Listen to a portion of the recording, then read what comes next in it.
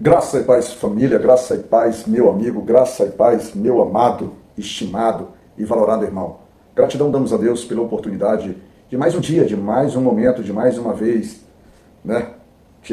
Ganharmos tempo de nossa vida para dedicar ao Senhor. Ou seja, todas as vezes que dedicamos nosso tempo ao nosso Pai, ao nosso Deus, estamos ganhando tempo, ganhando vida, ganhando melhores decisões, ganhando segurança.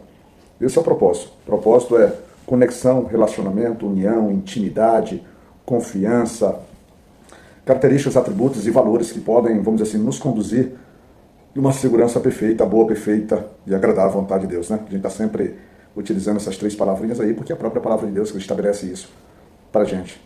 Então, com muita alegria, a gente está outra vez aqui, hoje especificamente no dia 15, né? 15 de agosto de 2024, quase não sai, a mente quase dá um apagão na data. E a gente vai meditar, 15 de agosto de 2024. Mas antes da gente meditar, ontem eu tomei conhecimento que era um dia de... Todos os dias são dias de festa, mas ontem eu tomei conhecimento que era um dia de festa na minha família, né? Afinal de contas, era a celebração da minha sobrinha neta, né? Sobrinha neta, Evelyn Tereza. 8 aninhos, já vamos dizer assim, a terceira geração, a partir da minha geração, já é a terceira geração. E sempre deixa na gente muita expectativa, meninazinha esperta, meninazinha inteligente, mas como toda criança precisa ser moldada, precisa ser acompanhada, precisa ser aperfeiçoada, precisa ser instruída pelo Senhor. E isso passa, no caso, pela sua mãe não, pela sua avó e pelo seu avô e pela sua tia Sara, que infelizmente a Evelyn Tereza não está tendo a dádiva, não está tendo a oportunidade de ser instruída pela sua mãe nem pelo seu pai, pelas escolhas perversas da vida, pela força às vezes que o inimigo tem na vida da gente, né? Então o maior presente que a Evelyn Tereza ganharia seria, na verdade, a restauração, principalmente, não só do seu pai, né? Não sei como é que anda o seu pai, porque ele já mora em outra cidade, mas principalmente pela restauração, pela renovação de vida da sua mãe, a minha sobrinha, Érica Braga. Que Deus possa usar todo o seu poder, toda a sua força para fazer com que o teu aniversário de ontem, Evelyn Tereza, tenha surpresas maravilhosas e abençoadas, em nome de Jesus Cristo, com o nascer de novo de sua mãe, tá bom? Deus te ama e Ele te protegerá perfeitamente, e que você, como criança, ainda venha a ser uma serva verdadeira, fiel e próspera, em nome do Senhor, tá bom? Vamos na meditação da palavra de Deus, no livro de Deuteronômio capítulo 32, versículo 2. Achei maravilhoso, ele diz assim: goteje a minha doutrina como a chuva, destile o meu dito como o orvalho, como chuvisco sobre a erva e como gotas de água sobre a relva.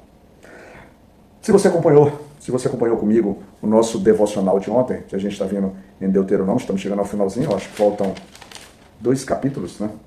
Então hoje é quinta-feira, sexta, no sábado a gente encerra o livro de Deuteronômio, se Deus nos permitir.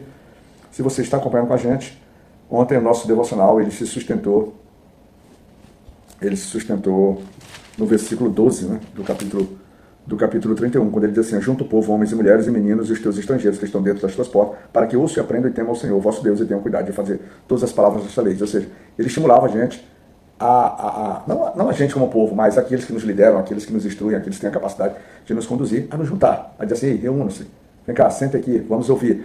E lá no versículo 28 desse mesmo capítulo 31, que foi do devocional de ontem, ele termina dizendo assim, ele vai terminar, primeiro ele começa dizendo aquilo lá para juntar e tal, com a finalidade, mas ele, durante o percurso do devocional, ou durante o percurso do capítulo 31, ele vai dizer que o povo vai se rebelar, vai se perder, vai dar as suas costas, né, ao Senhor, e ele vai dizendo isso, e bem no final, já se aproximando bem no finalzinho, nos 3 últimos versículos, lá no 28 ele diz assim, aí Deus tem uma preocupação de dizer assim: olha, vai acontecer isso, mas então faça isso, faça assim, vamos tentar mudar, vamos alertar, ele diz assim: ajuntai perante mim todos os anciões das vossas tribos e vossos oficiais, e aos vossos ouvidos falarei estas palavras, e contra eles por testemunha tomareis os céus e a terra.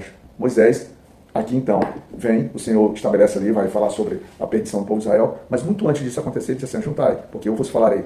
E ele vai trazer, e ele termina o capítulo dizendo que Moisés revela palavras de um cântico, né? Ele, bem no finalzinho, diz assim, no versículo 30, então Moisés falou as palavras deste cântico aos ouvidos de toda a congregação de Israel até se acabar. E no início desse cântico, né, e dentro desse cântico, traz o nosso versículo de trabalho hoje, quando ele diz assim: goteja a minha doutrina como a chuva, destila o meu dito como orvalho, como chuvisco sobre a terra, sobre a erva, e como gotas de água sobre a relva.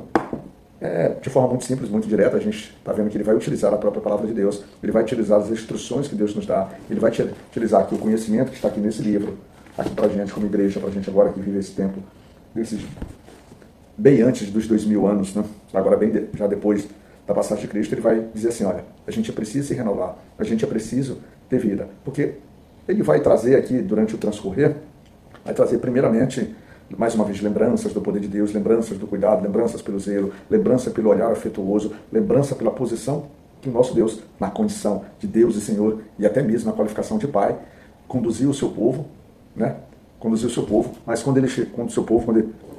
mas ele vai falando que durante essa condição, mas ele vai chegar lá no versículo 5, ele vai dizer assim, corromperam-se contra ele, ou seja, que o povo corrompeu-se contra Deus, seus filhos eles não são, e a sua mancha, ou seja, os seus pecados é deles, geração perversa e torcida é.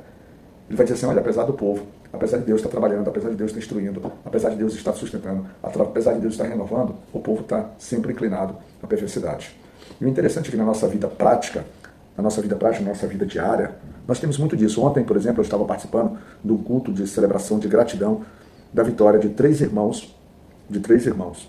Dois passaram, foram aprovados, vão iniciar um curso de oficiais da PM, acho que do Estado do Pará, creio eu. Não entraram na Seara, mas creio que seja aqui do Estado do Pará. E um outro, o irmão mais velho, pelo menos me aparentava ser o mais velho, havia terminado sua formação na área de Direito. Pelo que depois eu ouvi o comentário, que eu tive que sair, os três, na verdade, são formados em Direito, sendo que os dois mais novos já eram bacharéis, eu acho que tinham OAB, e o primogênito, em algum momento, deu vamos dizer assim, uma segurada um pouquinho, ou teve um pouquinho mais de travamento, e concluiu agora se tornou bacharel, ainda não sabe qual vai ser o caminho que ele vai definir. Mas muitas vezes, então, a gente está celebrando momentos de glória, momentos de realizações, momentos de perfeição, principalmente perfeição, no caso de conquistas, mas a sequência da caminhada, essa celebração é como nós fôssemos o povo de Israel. Nós estamos sendo sustentados, somos orientados, somos mantenidos, mas quando recebemos literalmente a bênção, às vezes dá um certo apagão na nossa mente. Os nossos olhos começam a vislumbrar outras opções, outras possibilidades. O coração começa a lembrar que nunca teve direito de usufruir coisas que desejavam, porque materialmente, por exemplo, ou socialmente, não lhe eram compatíveis. E aí essas inclinações levam você a se distanciar da bênção de Deus. Por quê? Porque a nossa palavra, a palavra de Deus, estabelece que tudo deve se realizar por meio dele, porque tudo foi ele que estabeleceu nesse mundo, né? Ele que criou as florestas, criou os rios, formou montanhas, estabeleceu a divisão, separou as águas, criou a nós, criou os alimentos, criou os animais, ou seja, ele estabeleceu tudo. É claro que a vida humana, ela vai transformando através do conhecimento, e eu costumo dizer principalmente através do conhecimento e inteligência, ou seja, daquilo que Deus deu de forma divina, que é a possibilidade de pensar, de raciocinar, de medir, né? De medir no conhecimento, e por vezes a gente faz mau uso de tudo isso. Então, esses jovens que ontem celebraram a sua família, pai e mãe, maravilhosamente, escolheram a casa de Deus, né? Escolheram estar com os irmãos para celebrar. Eu não conheço a vida deles, mas muito provavelmente a raiz da sua mãe, a raiz principalmente da mãe, que quando eu a vi, na forma como ela se vestia, na forma como ela pegava a Bíblia, na forma como ela se direcionava com as palavras, muito certamente, se eles não são ainda filhos de Deus, se eles ainda não se encontraram com Deus, que eu acho muito pouco provável, eles devem ser resultado de uma família de pais ou de mãe que efetivamente vive na sabedoria e no temor do Senhor, que deve ter instruído eles a celebrar diante de Deus, diante do povo de Deus, diante da casa de Deus, dos filhos de Deus, as suas celebrações. Mas é importante a caminhada futura, é importante para que não aconteça, para que eles não se corrompam durante a caminhada, para que eles não se afastem, para que seus corações não se inclinem para a perversidade. Às vezes não de uma forma que eles buscam perversidade, mas como perversos somos desde que nascemos, mentirosos somos desde que nascemos, ou malditos somos desde que nascemos, né? E somos resgatados pelo Senhor Jesus, mas às vezes de alguma forma íntima ainda precisamos ser trabalhados, a ponto de que verdadeiramente sejamos luz, estejamos prontos para uma caminhada firme, segura e sensata. Esses três jovens, os três, graças a Deus, eles já, não sei se são no nível de esposa, ou são no nível de namorada, ou são no nível de noivo, não sei, mas eles tinham três valores ao lado deles, e foram instruídos a eles a sempre manter os seus olhares atentos e amáveis sobre as suas, porque eles hoje materialmente alcançaram conquistas importantes, conquistas que poderão mudar a sua vida social perante a sociedade. Mas que o amor, que o cuidado, que o olhar verdadeiramente de Cristo esteja neles, para que passem novamente, para que eles entendam que aquelas senhoras, que aquelas jovens os acompanhem em toda a caminhada e os apoiem, que são instrumentos e bênção de Deus para a formação e para, vamos dizer assim, para a sua estrutura familiar.